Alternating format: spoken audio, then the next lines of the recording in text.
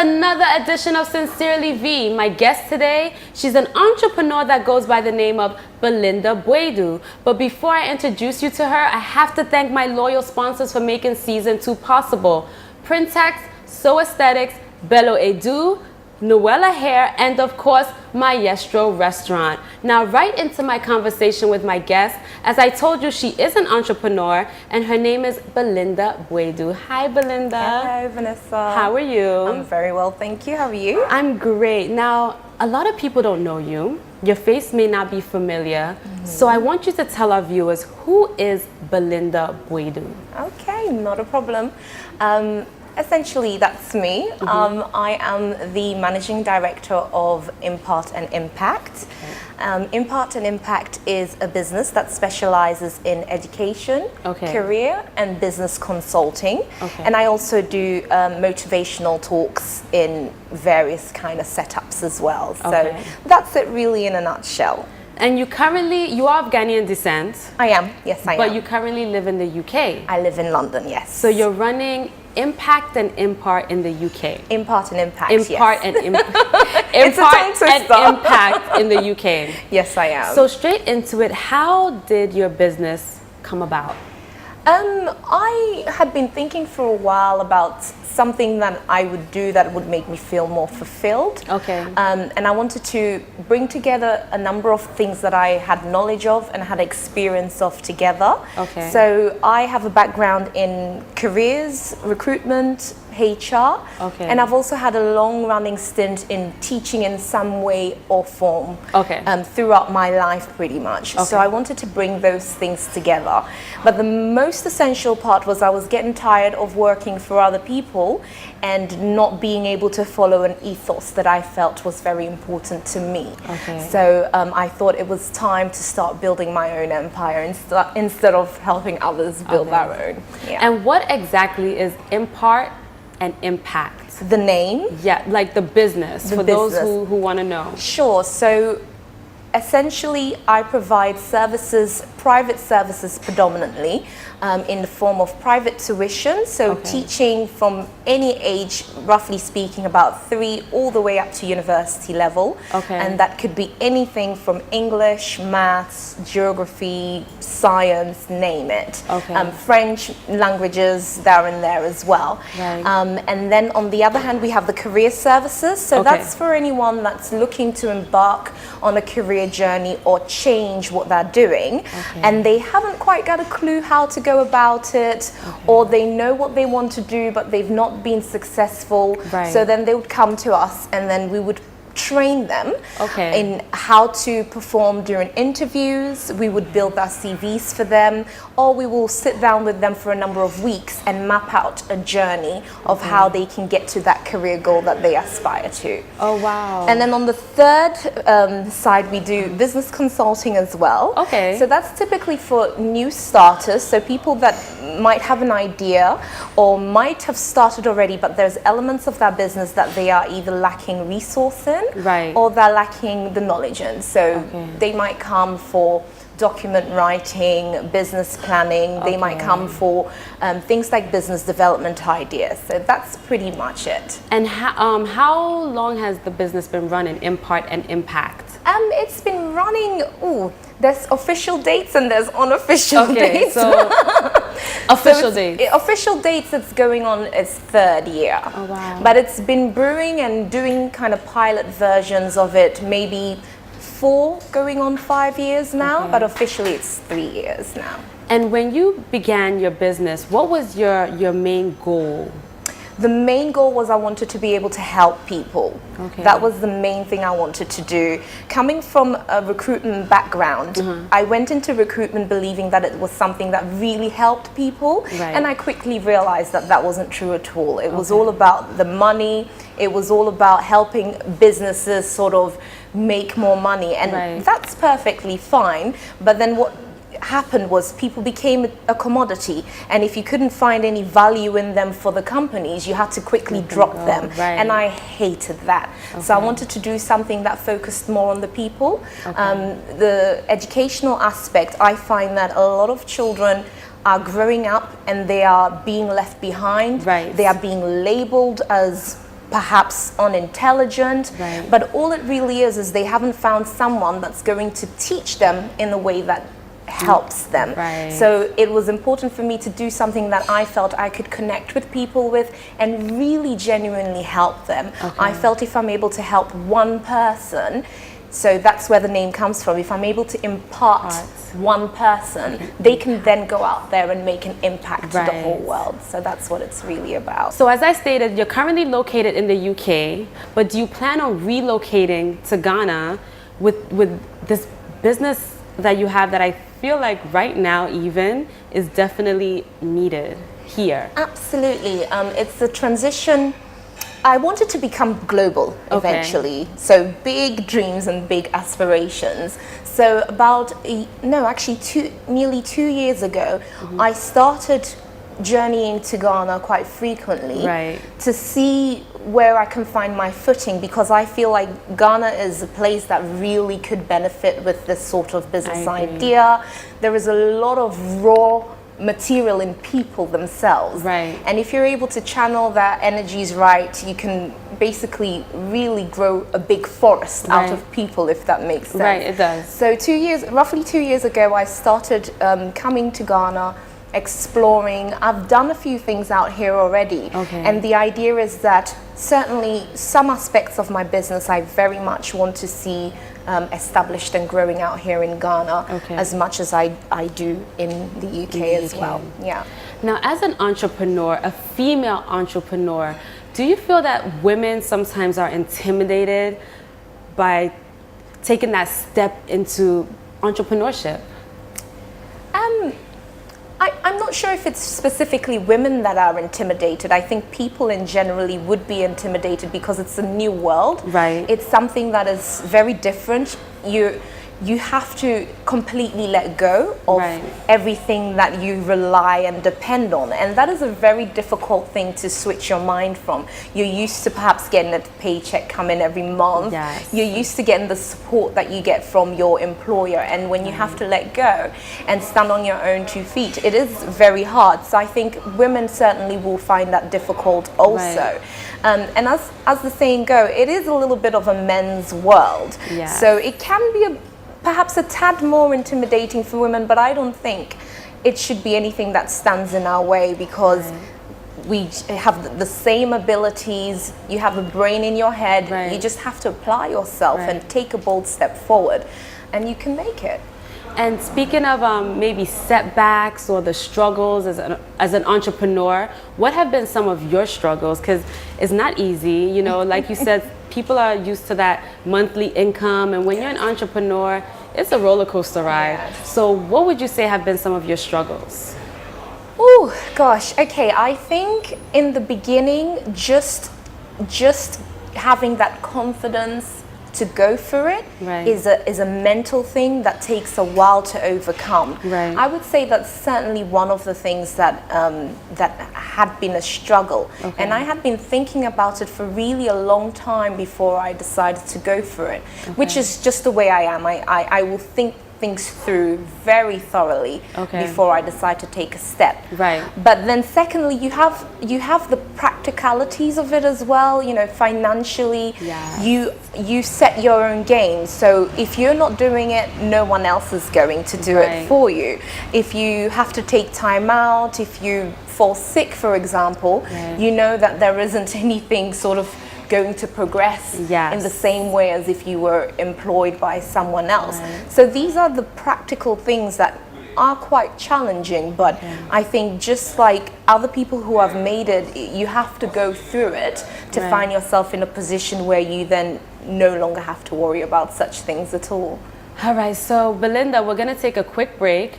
When we get back, we're going to get more into the life of an entrepreneur. You're all tuned into Sincerely V, Real Women, Real Voices. But before the break, check out Sincerely Printex.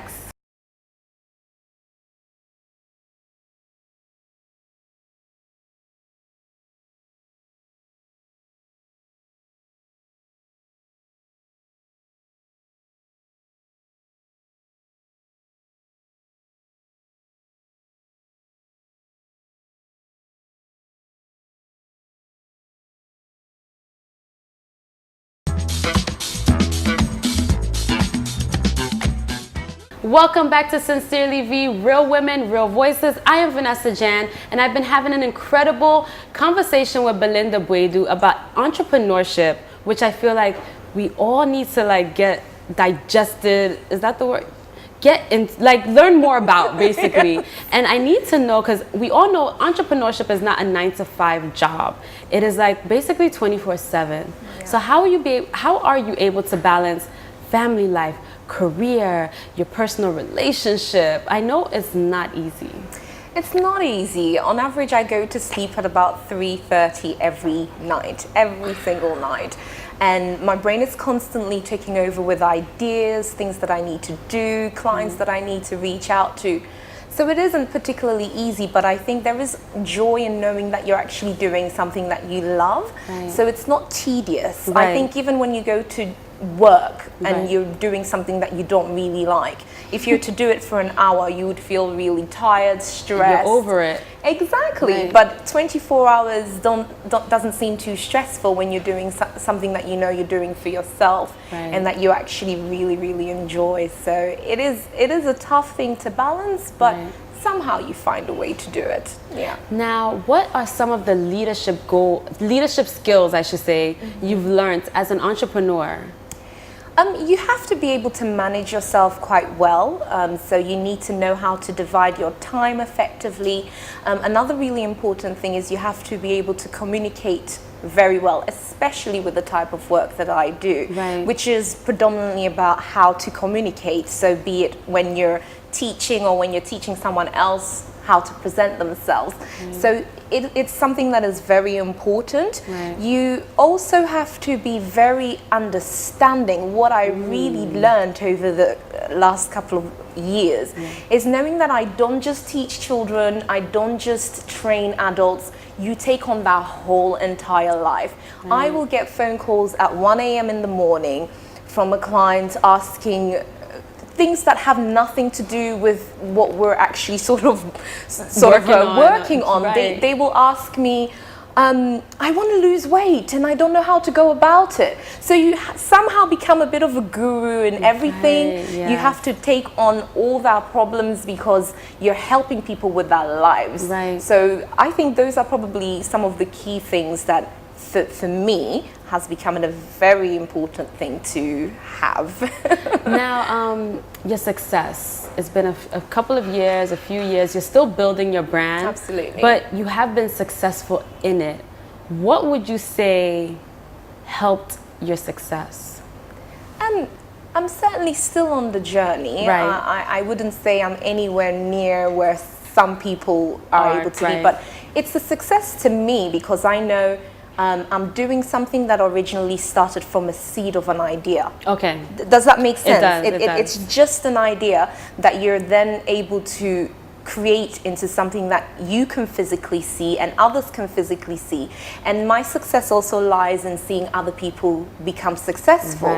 So when I have a client that then goes for the job interview and gets the job, it's a major success. It must feel fulfilling. Oh, it's an amazing feeling when I have the kids get their school reports back and they've gone from being the bottom of the class to being leading in the class, and their children, their parents rather, are being called by the principals to congratulate them on how well their kids have improved. To me, that's a massive success because I know all these people are going to continue doing really great things in their lives. So in terms of massive success and how other people might see success, I might not have reached there quite yet, but to me, certainly every client, every day I'm able to sort of go through and do something with is a massive success to me. Oh, that's amazing. Now, your motivations as an entrepreneur, has it changed since you started? Because obviously there's been a growth. Your mindset of pushing to be this entrepreneur, has it changed since you started? To be honest, I think it must change on a daily basis, perhaps, in the sense that you have an idea of what you want to do, how you want to go about it. you quickly learn that maybe how easy you thought it would be is definitely not as easy. Yes. And then you come across different things along the journey that help you sort of change how you think about things. Yeah. So you might have thought, okay, I'm going to do this route, but then you find that actually, no, I'm going to take this route because that might benefit my business a lot more, that might benefit the people that I'm working with a lot more. So it's a very fluid thing. I don't think it's static. Okay. And even the things that you might have as short-term goals, once you reach them, you have to quickly move on to the next thing, because I believe anyone that thinks they've arrived is in big trouble. If you think you've made it, then you're in trouble. I agree. Now, you also stated previously that you're up till like 3:30 in the morning. What is your day-to-day schedule like? Belinda Whedon, you wake up, what's your day like? Because I think people think entrepreneurship, okay, they have it so easy. They work for themselves. There's not a strict 9 to 5, like I said. But I know it is hectic. And there's a lot that goes on within your day. Yeah. So give us a little breakdown of your daily activities. I would say a typical day involves me waking up. I have some client in the form of young children that I homeschool. Okay. So I'll have to go see them every day to teach them their lessons for the day. So certainly Monday to Friday, which is then followed typically by maybe a couple of meetings or reaching out to some new clients that are looking to come on board, so finding out what it is that they're after. Right. And then I will go see some clients in the evening as well, so I'm constantly teaching, whether it be children or training adults. So by the time I get home, I might deal with more administrative stuff, sending emails, you're an accountant, you're a secretary, you're everything all in one. And then there's a lot of time. The reason why I go to sleep so late. Yeah, I was going to ask you that 3:30 in the morning. You're mind mapping a lot. You have to be thinking all the time about what's next. How do you effectively move to the next stage, or how do you effectively, I'm dealing with people's lives. Right. So every life is very different. There isn't a template I can use that I can apply to you that I can then apply to the next person. So I have to understand you and what you're trying to get out of your journey in your career or your journey in your education, and make sure that I am putting together a plan that suits you and that will make you successful. So if you're having like 25 of these clients, there's a lot of balls you're juggling. There's a lot going on. In one day, there's a lot going on. A lot. Now, with all that going on, what would you say you love the most about being an entrepreneur, being a woman who is an entrepreneur? Oh, that's a good question. I think first and foremost, I love seeing people doing well as a result of something that I have taught them or something that I have imparted into their lives. That's definitely one of the major buzz points that I get from doing that. And I think I also really enjoy the fact that it's my script. Yes. I don't have to adhere to anyone else's ramblings, you know, to anyone else's call. It's my call. And though you have to be accountable, you have to have integrity, you need to do things the right way. That's really important to me. But I know that it's definitely my call. So everything that I'm doing is as a direct result of things that I have pieced together. And that is an awesome buzz to have as an entrepreneur and as a woman. Absolutely. Now, of course, that's the height. That's the ice cream, I should say. Yes, the cherry on top. Right. But what is a negative aspect about being an entrepreneur? I know in the beginning you stated that, you know, sometimes you don't know how, like, the income, when it's going to come in. It's not like... So what is a negative aspect, so that people are aware that it is a roller coaster ride? It's not all one clean slate. Yeah. As you've said, you have to be aware of the fact that it's peaks and troughs. Right. It's not stable. You have to plan quite ahead in advance. In advance, yes. You need to know what's coming up. Clients change their mind. Oh my goodness, that's one of the really stressful things. If you've budgeted for seeing a client for X amount of dates, and then they suddenly decide actually they're going to go on holiday for this whole month. So that's a whole income that is no longer coming in. So it's things like that, and also changes that you just have limited control over. And I'm typically not the type of person that enforces too much rigidness. I like to be really flexible with people. So typically when they come in and they say, okay, we're going to take a month off, you're like, okay. And you're thinking, oh, my bank account is going to suffer. But that's forward planning. You just need to be conscious of these things. Definitely. Okay, so we're going to take another quick break, and then we're going to wrap things up with Belinda. Of course, she's going to have more advice for you young female entrepreneurs. When we get back, you're tuned into Sincerely V. Real women, real voices.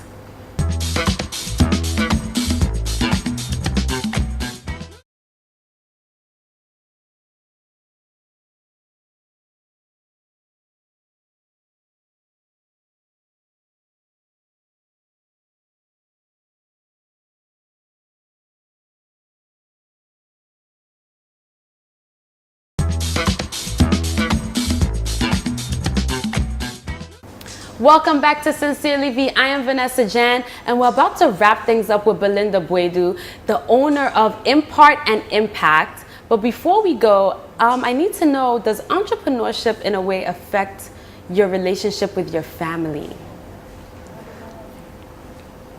No. I think if anything, it enhances it. You have a little bit more flexibility in how you use your time. So where previously, if you're doing a 9 to 5, it might be difficult to make it for certain important aspects of family life. But here you can sort of feed it in. And I think because you're learning a lot from different aspects of life, where if you were just, say, an accountant or you were just a consultant, you would be doing the same thing over and over again. But this allows you to explore and experience quite a wide spectrum of things, which in turn also benefits your family. So I think for me, at this point in time, it's fine. Yes. And looking back, is there anything you would have done differently? I think my journey is still very young, so I'm still learning, I'm still exploring. I haven't come to that stage where it's sort of 10 years later, I would have changed this, I would have changed that. So it's still at the genesis stages, even though it's been 3 years. I think it's a good run so far. I'm constantly learning, so. And of course, for my females out there who are watching you right now, they're like, you know what? I want to be just like Belinda. What advice would you give a first-time female entrepreneur? I would say definitely don't try and be like Belinda. Be yourself. Belinda's already taken, but there is so much potential that lies within you. So find that thing that makes you tick, that you know is going to benefit the rest of the world, and tune into that, channel that. And you'll find that you could be even more successful than I can even picture myself being. And just go for it. Once you've found it, once you've spent some time fine-tuning it, just go for it. And your confidence, because I feel like in this day and age, I'll give me as an example. They'll see me on TV, I'm all dolled up, and they think, oh my God, that's how she is all the time. But no, it's not. This is not. You know, the look, there's another look besides the personality, you know? This is the TV world, but for those who may not feel confident in who they are and they feel like they want to maybe change who they are for the world, what advice would you give them? Because I always say, like, you have to be comfortable with who you are first for others to be comfortable with you. So what advice would you give to that young girl? You've summed it up, to be honest with you. You have to be yourself. Everyone has been uniquely created and designed. There's no point trying to be like someone else. You can find aspects and attributes in people that you want to learn from, but never try and be like someone else, because that person, as I said, is already taken. They're already doing that thing. So just be you and be happy being yourself. Belinda, I have to say thank you so much for being so sincere in your business, Impart and Impact. I'm really, really very proud of you. Thank you. And before you leave, I have a gift. Thanks to Printex. This is for you for being such an incredible woman. Continue to inspire in all you do. And just thank you. So I hope you enjoy it. Thank you. I know you will. But everyone, thank you again to Belinda Boadu. Without you, others would not be inspired. So thank you. And of course to my loyal sponsors for making season 2 possible. Printex, Bello Edu, So Aesthetics, Noella Hair, and of course, Maestro Restaurant located right here in Airport. Sincerely V, real women, real voices.